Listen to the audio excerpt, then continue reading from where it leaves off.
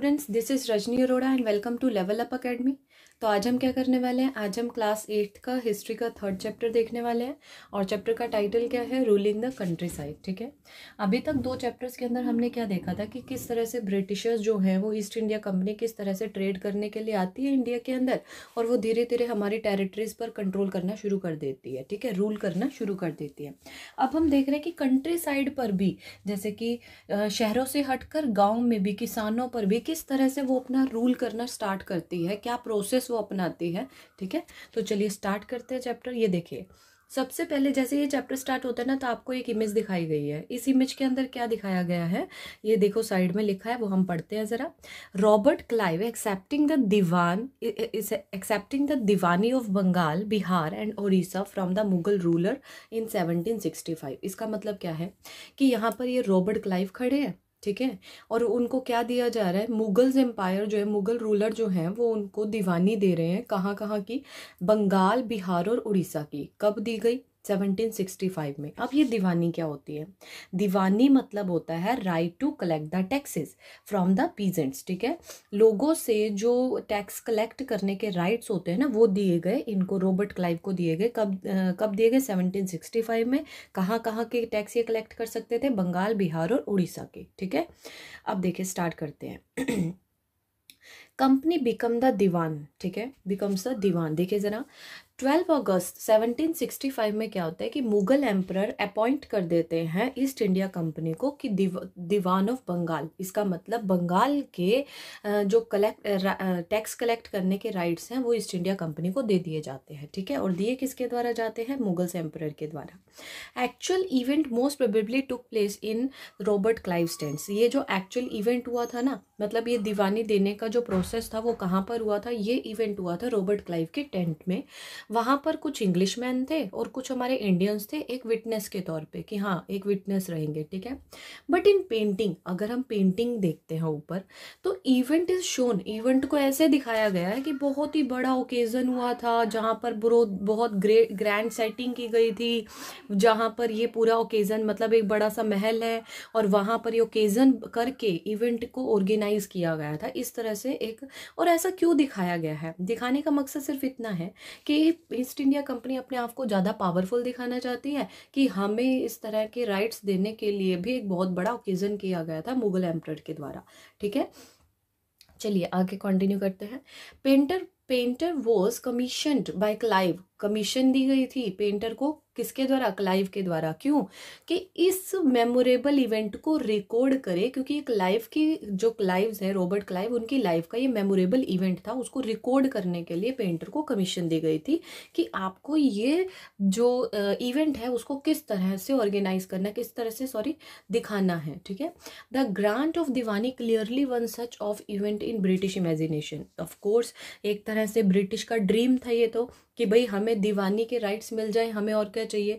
मतलब उनका मोटिव क्या था, यहाँ पर आए ट्रेडिंग करने के लिए, मतलब उनको सिर्फ पैसा चाहिए था, पैसे से मतलब था, प्रॉफिट चाहिए था हर चीज़ में। तो ये उनकी एक तरह से ड्रीम था कि हाँ हमें दीवानी के राइट्स मिल जाए। अब देखिए, as diwan the company became the chief financial administrator of the territory under its control. देखो जरा, अब यहाँ पर वो दीवान बन चुकी है ईस्ट इंडिया कंपनी, तो अब उसके साथ साथ इसका क्या मतलब है कि वो चीफ फाइनेंशियल एडमिनिस्ट्रेटर बन चुकी है। मतलब अब रिवेन्यू कलेक्ट करने का, जो टेरिटरी है उसको कंट्रोल करने का, उसके रिवेन्यू कलेक्ट करने का राइट्स जो है वो किसके पास चला गया है, ईस्ट इंडिया कंपनी के पास चला गया है। But it had to think of administrating the land and organising its revenue resources. अब देखो, अब दीवानी मिलने का मतलब ये थोड़ी ना कि सिर्फ वो इनको रिवेन्यू ही इकट्ठे करने थे। दीवानी मिलने का मतलब ये भी था कि उनको वहाँ की जो लैंड है, वहाँ की जो एग्रीकल्चर है, उसको अच्छे से एडमिनिस्टर भी करना था, चीज़ों को अच्छे से ऑर्गेनाइज भी करना था। ठीक है, तो मतलब ये था कि अब उनके ऊपर रिस्पॉन्सिबिलिटी भी आ गई थी पोस्ट के साथ साथ। ठीक है, देखिए, this had to be done in a way that could yield enough revenue to meet the growing expenses of a company, कि और चीज़ों को इस तरह से मैनेज करना था कि उनका जो रिवेन्यू है, क्योंकि मेन मकसद क्या था ईस्ट इंडिया कंपनी का, मेन मकसद तो यही था ना कि मतलब रिवेन्यू जो है हमारा पैसा बढ़ना चाहिए, और वो इन चीज़ों को इस तरह से करना चाहते थे कि जो रिवेन्यू है वो ज़्यादा से ज़्यादा रहे।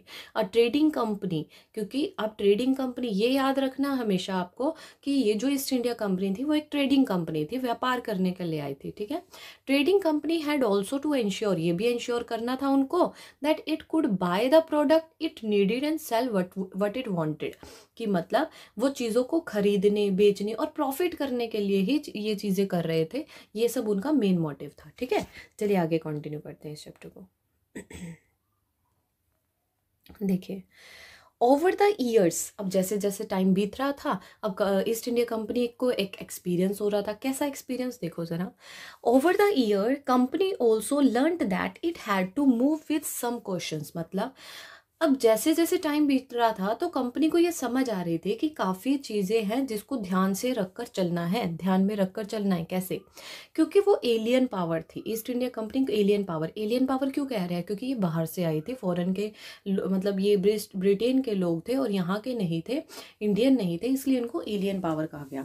कि क्योंकि ये एलियन पावर थे, it needed to pacify, pacify मतलब बहलाना फुसलाना, किसको? Those who in the past had ruled the countryside, ऐसे रूलर्स जिन्होंने पहले कंट्री साइड पर, ये रूरल एरिया के अंदर पहले शासन किया था, उनको पेसिफाई करना, उनको बहलाना फुसलाना, उनके साथ बना कर रखना, ये ज़रूरी था किनके लिए? ईस्ट इंडिया कंपनी के लिए, ठीक है। देखो जैसे जैसे टाइम बीत रहा था उनको ये एक्सपीरियंस हो गया था कि अगर हमें अपनी अथॉरिटी, अपने प्रेस्टीज को एंजॉय करना है ना, तो हमें जो इनके पहले के रूलर हैं उनके साथ बनाकर रखनी होगी, उनको बहलाना फुसलाना होगा। क्यों क्यों उनको ऐसा लग रहा था? क्योंकि उनको पता था कि अगर डायरेक्टली हम ही शासन करने लगेंगे, हम ही रूल करने लगेंगे, तो ये जनता के लोग हमें नहीं अपनाएंगे, ये जनता उन्हें क्या करेगी? हटा देगी, ठीक है। इसलिए उनको ऐसा लग रहा था कि अपनी अथॉरिटी, अपनी प्रेस्टीज को अगर हम इंजॉय करना चाहते हैं तो हमें पहले के रूलर के साथ बनाकर रखनी होगी। Those who held local power had to be controlled but they could not be entirely eliminated, उनको ये लग रहा था कि ये जो रूलर्स हैं, जो यहाँ पर पहले शासन कर रहे थे, उनको कंट्रोल में रखना चाहिए, लेकिन उनको हम डायरेक्टली एलिमिनेट नहीं कर सकते, बिल्कुल निकाल नहीं सकते हैं उनको, ठीक है। मतलब वो कंट्रोल में रखकर उनसे अपना काम निकलवाना चाहते थे, ठीक है। देखिए ज़रा, लेकिन ये कैसे होना था? अब इस चैप्टर में आप देखेंगे कि कंपनी किस तरह से कॉलोनाइज करती है, कंट्री साइड को कॉलोनाइज होता है कि किस तरह से वो कंट्रोल करती है, ऑर्गेनाइज करती है, रिवेन्यू रिसोर्सेज को किस तरह से बढ़ाती है, रीडिफाइन करती है लोगों के राइट्स को, और प्रोड्यूस करती है वही क्रॉप जिसे वो प्रोड्यूस करवाना चाहती है। अब देखो नेक्स्ट टॉपिक है इसके अंदर, रिवेन्यू फॉर द कंपनी। अब रिवेन्यू फॉर द कंपनी देखिए, कंपनी हैड बिकम द दीवान, अब हम जानते हैं कि कंपनी दीवान बन चुकी है, ठीक है। But it still see itself, लेकिन अभी भी वो अपने आप को ट्रेडर ही देख रही है, अभी वो यही सोच रहे हैं कि हमें ये सब जो है वो हमारी परमानेंट चीज़ें नहीं है, हम तो भाई यहाँ पर ट्रेडर है, हमारा तो मोटिव एक ही है भाई, यहाँ से अपना पैसा कमाओ और चलो, ठीक है। It wanted a large revenue income, उनका मोटिव क्या था? कि हमें पैसा चाहिए बहुत ज़्यादा, बट वॉज अनविलिंग, लेकिन वो यहाँ पर एक permanent setup, regular system of assessment के लिए नहीं आए हैं, परमानेंट सेटअप नहीं करना चाहते थे वो। The effort was to increase the revenue, effort सिर्फ इतना था कि हमारा रिवेन्यू इंक्रीज हो उसके लिए, और जो कॉटन और सिल्क यहाँ से हम खरीद लें उसे जितना चीपली, जितना सस्ता हम खरीद सकते हैं उतना सस्ता हम खरीद सके। विद इन 5 ईयर, अब 5 साल के अंदर अंदर जो वैल्यू ऑफ गुड्स थी, मतलब जो ब्रिटिश ईस्ट इंडिया कंपनी हमसे यहाँ इंडियन लोगों से खरीद रही थी, व्यापार कर रही थी, वो एकदम से 5 साल के बाद वो जाता है, डबल हो जाता है। क्यों हो जाता है डबल? वो इसलिए क्योंकि 1865 से जो कंपनी हमारे हमसे चीज़ें परचेज करती थी, कपड़ा या स्पाइसेस, उसके लिए पहले हमें गोल्ड और सिल्वर देती थी बाहर से मंगवाकर, मतलब ब्रिटेन से पहले गोल्ड और सिल्वर आता था और हमें दिया जाता था, फिर हम उनको क्लॉथ्स और स्पाइसेस वगैरह देते थे, ठीक है। लेकिन अब क्या हुआ, जब उन्हें बंगाल की दीवानी मिल गई, बंगाल के रिवेन्यू कलेक्ट करने का राइट मिल गया था, तो अब वो क्या कर रहे थे, इनसे जो भी पैसा रिवेन्यू से इकट्ठा होता था वही पैसा हमें देकर अपने हमसे ही व्यापार करते थे, क्लोथ्स और जो स्पाइसेस है वो खरीदते थे, ठीक है। क्लियर है? एक बार दोबारा बताती हूँ, देखो जरा। ये चीज़ क्या कह रहे हैं कि बंगाल में अभी देखो, बंगाल की दीवानी उनको मिल गई, तो अब क्या चल रहा है कि वो हमें पहले गोल्ड और सिल्वर देते थे ब्रिटेन से मंगवा कर, वो चीज़ खत्म हो चुकी है। अब यहाँ से बंगाल के दीवानी रिवेन्यू कलेक्ट करके हमें देते थे, और हम उनको क्या देते थे, क्लॉथ्स और स्पाइसेस देते थे। मतलब हमारा ही पैसा हमें दिया जा रहा था, बाहर से हमारे पास 1 रुपया भी आना बंद हो गया था। ठीक है, अब देखिए, Soon it was clear that Bengal economy was facing a deep crisis. अब धीरे धीरे यह पता चलने लगा कि जो बंगाल की इकोनॉमी है उसमें बहुत ज़्यादा प्रॉब्लम्स क्रिएट होने लगी हैं, और सबसे ज़्यादा प्रॉब्लम हुई थी 3 चीज़ों में। एक तो सबसे ज़्यादा प्रॉब्लम हुई थी आर्टिशन को, दूसरी हुई थी पीजेंट्स को, और तीसरी हुई थी फेमाइन। फेमाइन अभी बता रही हूँ, देखिए ज़रा। आर्टिशन वॉज डेजर्टिंग, डेजर्टिंग मतलब छोड़ने लगे थे, गाँव छोड़कर जाने लगे थे। क्यों? क्योंकि उनको फोर्स किया जाता था, भाई तुम जो भी गुड्स बनाओगे तुम्हें कंपनी को ही देना पड़ेगा, और कंपनी उनसे बहुत ही कम दाम पर वो खरीदती थी। इवन इतने कम दाम पर खरीदती थी कि जितनी उनकी लागत से भी कम देती थी उनको, मतलब जितना खर्च हुआ उससे भी कम उनको पैसे दिए जाते थे। और पीजेंट्स, पीजेंट्स के ऊपर इतने ज़्यादा टैक्सेस लगा दिए थे, और वो टैक्सेस पीजेंट्स नहीं दे पाते थे। आर्टिशियन प्रोडक्शन जो था वो डिक्लाइन होने लगा था, और एग्रीकल्चर जो था वो बिल्कुल ही कोलैप्स होने लगा था। अब 1770 के अंदर एक टेरिबल, बहुत ही खतरनाक एक फेमाइन मतलब भूखमरी आ गई थी, जिसमें 10 मिलियंस पीपल जो थे बंगाल के वो मर गए थे। ठीक है, 1/3 ऑफ पॉपुलेशन थी ये बंगाल की जिनकी डेथ हो गई थी। ठीक है, सिर्फ भूखमरी के कारण। आगे देखिए जरा, इस टॉपिक को कंटिन्यू करते हैं। The need to improve agriculture. अब हमने कहा कि भाई जब यहाँ पर अभी अभी हमने डिस्कस किया कि बंगाल में इतनी ज़्यादा प्रॉब्लम्स हो गई थी, भूखमरी हो गई थी कि 10 मिलियंस पीपल जो है वहीं पर मर गए थे। तो अब इनको क्या लग रहा था कि भाई एग्रीकल्चर को तो इम्प्रूव करना पड़ेगा, लेकिन इनका अभी भी एक पर्सनल मोटिव था एग्रीकल्चर को इम्प्रूव करने का। वो क्या था? वो ये था कि if the economy was in ruin, अगर इकोनॉमी ही रुइन, बर्बाद हो जाएगी, कुड द कंपनी भी certain of its revenue income, तो इनकी रिवेन्यू कहाँ से आएगी? मतलब अगर लोग ही नहीं रहेंगे, वो पैसा, वो प्रोडक्शन ही नहीं करेंगे, बेचेंगे नहीं, तो हमें रिवेन्यू कहाँ से मिलेगा? तो यहाँ पर ये सवाल था कि एग्रीकल्चर इम्प्रूव करने का मकसद ये था, इकोनॉमी अच्छी हो, इकोनॉमी अच्छी होगी तो रिवेन्यू हमें अच्छा मिलेगा। मोस्ट कंपनी ऑफिशियल, अब काफ़ी सारे कंपनी ऑफिशियल को ये लगने लगा था कि अब जो है यहाँ पर एग्रीकल्चर इम्प्रूव करने की ज़रूरत है। बट ये कैसे करना था? आफ्टर 2 डिकेड्स के एक डिबेट हुई, क्वेश्चन हुए, उसके बाद कंपनी ने फाइनली एक सेटलमेंट इंट्रोड्यूस की थी 1793 में। उसका नाम था परमानेंट सेटलमेंट इन 1793। अब इसकी टर्म्स के अकॉर्डिंग ये था कि जो राजा और तुलकदार्स थे उनको जमींदार बना दिया जाएगा। जमींदार बनाने के बाद जो टैक्सेस अभी वो डायरेक्टली कलेक्ट कर रहे थे, वो राइट्स जो हैं जमींदारों को दे दिए जाएंगे। अब कंपनी जो है वो क्या करेगी?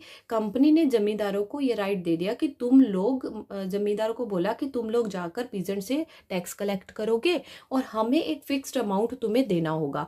मतलब आप हमें आकर इतना फिक्स्ड अमाउंट पे कर देना, आप जो है उनसे चाहे ज़्यादा टैक्स कलेक्ट करो, कम करो, हमें मतलब नहीं है, लेकिन आप हमें एक फिक्स्ड अमाउंट इस तारीख को, इस महीने की इस डेट को आपको देना होगा। तो इस तरह से एक प्रोसेस चलने लगा। ठीक है, It was felt that this would ensure a regular flow of revenue into a company's coffer, and at the same time encourage the जमींदार to invest in improving the land। और जमींदार को ये भी बोला गया, क्योंकि कंपनी कोई रिस्पॉन्सिबिलिटी लेने वाले लोगों में से तो थी नहीं कि भाई हम लोगों की एग्रीकल्चर इंप्रूव करवाएंगे, हम लोगों को लैंड फैसिलिटी देंगे, उनको वाटर फैसिलिटी देंगे, ऐसा थोड़ी ना करने वाली थी।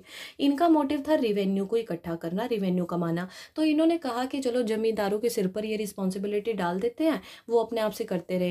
कि उनको ये बोला कि तुम पीजेंट से टैक्स भी इकट्ठा करोगे, और लैंड इम्प्रूव भी, मतलब एग्रीकल्चर इम्प्रूवमेंट की रिस्पॉन्सिबिलिटी भी अब तुम्हारी रहेगी। Since the revenue demand of the state would not be increase, the जमींदार वुड बेनिफिट फ्रॉम इंक्रीज्ड। इसका मतलब ये था कि उन्होंने बोला कि हमारी जो इनकम है वो फिक्स्ड है, कि तुम्हें हमें इस मंथ की इस डेट को ये रिवेन्यू देना है, ये टैक्स कलेक्ट करके देना है। इससे ऊपर चाहे, मतलब जैसे हमें तुम्हें, जैसे उन्होंने ईस्ट इंडिया कंपनी वाले को 100 रुपीज़ देने हैं, ठीक है, एक पर्सन के, तो तुम इसके ऊपर चाहे 150 रुपीज़ लो, उससे 120 रुपीज़ लो, वो आपकी विश है। ठीक है, तो मतलब जो इंक्रीज बेनिफिट था वो जमींदार रख सकते थे। लेकिन जैसे स्मूथ लग रही थी चीज़ें वैसे नहीं थी। क्यों नहीं थी? इसमें काफ़ी सारी प्रॉब्लम्स थी। प्रॉब्लम्स देखो, permanent settlement how ever created problem, इसमें काफ़ी सारी प्रॉब्लम हुई।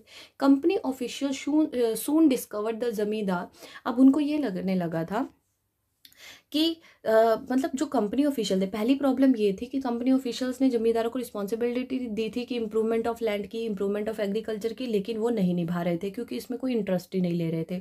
दूसरा, the revenue that had been fixed, जो revenue British East India company ने जमींदारों को देने के लिए कहा था, वो रिवेन्यू इतना ज़्यादा था कि वो जमींदार उसे पे करने के लिए एबल नहीं थे। इतना पैसा वो पे ही नहीं कर सकते थे क्योंकि कलेक्ट ही नहीं होता था। जब जब कंडीशन इतनी ख़राब है एग्रीकल्चर की, तो कहाँ से प्रोडक्शन होगा? प्रोडक्शन नहीं होगा तो पीजेंट्स कहाँ से पैसा देंगे? तो पैसा नहीं होगा तो जमींदारों के पास पैसा नहीं होता था उनको देने के लिए, ब्रिटिश ईस्ट इंडिया कंपनी वाले को। तो अब क्या हो रहा था कि अब ये जमींदार सिस्टम जो था वो फेल हो गया था। कैसे हो गया था? क्योंकि काफ़ी, जैसे उन्होंने क्या किया, जैसे ब्रिटिश जमींदार पे नहीं कर पाते थे तो जमींदारों को उनकी पोजीशन से हटा दिया जाता था, दूसरे जमींदार बना दिए जाते थे। फिर वो नहीं कर पाते थे तो उनको भी उनकी पोजीशन से हटा दिया जाता था और दूसरे जमींदार बना दिए जाते थे। ठीक है, दो प्रॉब्लम्स हमने देख ली। पहला तो वो इम्प्रूवमेंट नहीं कर रहे थे लैंड को लेकर, दूसरा वो जो अमाउंट था वो बहुत ज़्यादा हाई था। आगे देखिए, by the first decade of 19th century, अब 19th सेंचुरी तक क्या हो रहा था? सिचुएशन चेंज हो रही थी, थोड़ा सा मार्केट रॉज होने लगी थी, बढ़ने लगी थी, कल्टिवेशन जो है एक्सपेंड होने लगा था। इसका मतलब था इंक्रीज इन इनकम। अब जमींदारी की इनकम जो थी वो इंक्रीज होने लगी थी, जिसके कारण कंपनी को कोई भी ज़्यादा प्रॉफिट नहीं हो रहा था। अब कंपनी को ये भी बात खटकने लगी, भाई जमींदारों के पास तो पैसा आ रहा है और हमारी इनकम फिक्स्ड है, तो फिक्स्ड इनकम के कारण उनको ज़्यादा प्रॉफिट नहीं हो पा रहा था। तो इसलिए उनको ये भी प्रॉब्लम लगने लगी कि नहीं, ये तो भाई जो सेटलमेंट है इसको चेंज करना पड़ेगा। इवन देन द जमींदार did not have an interest. अभी अभी बताया ना कि जमींदारों का कोई इंटरेस्ट ही नहीं था लैंड को इम्प्रूव करने में। कुछ लोगों ने अपनी ज़मीन खो दी और जो जमींदार थे वो सोच रहे थे किस तरह से हम बिना किसी मतलब बिना किसी एफर्ट के पैसा कमा सकते हैं। तो उन्होंने लोगों को रेंट पे लैंड देने लगी और वहाँ से रेंट भी लेने लगे। ठीक है, और इम्प्रूवमेंट में उनका कोई इंटरेस्ट नहीं था। अब देखो ज़रा next, on the other hand, दूसरी तरफ इन विलेज के अंदर जो कल्टिवेटर्स थे उनको लग रहा था ये जो सिस्टम है परमानेंट सेटलमेंट का, ये जो सिस्टम है ये तो बहुत ज़्यादा ऑप्रेसिव है, हमें दबाया जा रहा है, हमारे साथ गलत हो रहा है। रेंट ही पेड, मतलब रेंट ही पेड द जमींदार वॉज हाई। अब जमींदारों ने जो उनको लैंड दी थी उसका रेंट जो था वो बहुत ज़्यादा हाई था। तो लैंड जो थी वो उनकी इनसिक्योर थी। क्यों? क्योंकि रेंट नहीं पे कर पाएंगे तो वही है, उनसे छीन ली जाएगी ज़मीनें। तो उनका रेंट को पे करने के लिए वो मनी लेंडर से लोन लेने लगे। तो कई बार मनी लेंडर्स को वो पे नहीं कर पाते थे तो उनको भी उनकी भी लैंड की इनसिक्योरिटी यहाँ पर रहती थी। तो इस तरह से काफ़ी सारी प्रॉब्लम्स रही थी। ठीक है, तो आज के लिए इतना ही इस चैप्टर में। कल हम कंटिन्यू करेंगे new system is device. Thank you so much.